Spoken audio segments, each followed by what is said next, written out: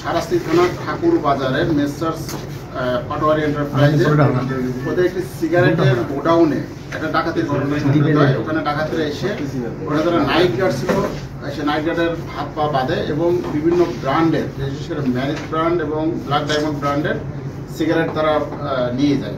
এছাড়া মোবাইলও নিয়ে যায় তারা।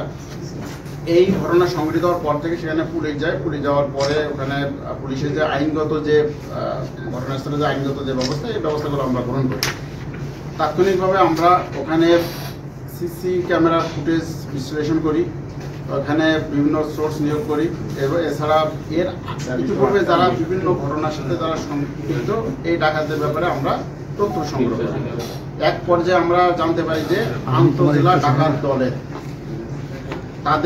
তারা এসে এই ডাকাতির ঘটনাটা তারা সংঘটিত করেছে এবং তখন তাদের আমরা অবস্থান শনাক্ত করি। এই অবস্থান আমরা ঢাকা, লক্ষ্মীপুর এবং গাজীপুর জেলায় তাদের অবস্থান পাই। বিশেষ করে ঢাকা জেলার সাভার এবং কেরানীগঞ্জে এই অবস্থান পাই। এরপর আমরা ঢাকা জেলা পুলিশের সাথে আমরা যোগাযোগ করি এবং ঢাকা জেলা পুলিশের সহযোগিতায় সারাস্তি থানার একটি টিম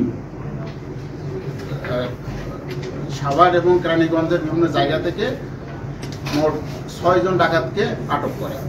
এর মধ্যে তারা আমাদের এই প্রাথমিকভাবে তথ্য মোতাবেক তাদের কাছ থেকে আমরা 565 প্যাকেট ম্যারিজ ব্র্যান্ড এবং ব্ল্যাক ডায়মন্ড ব্র্যান্ডের সিগারেট উদ্ধার করি।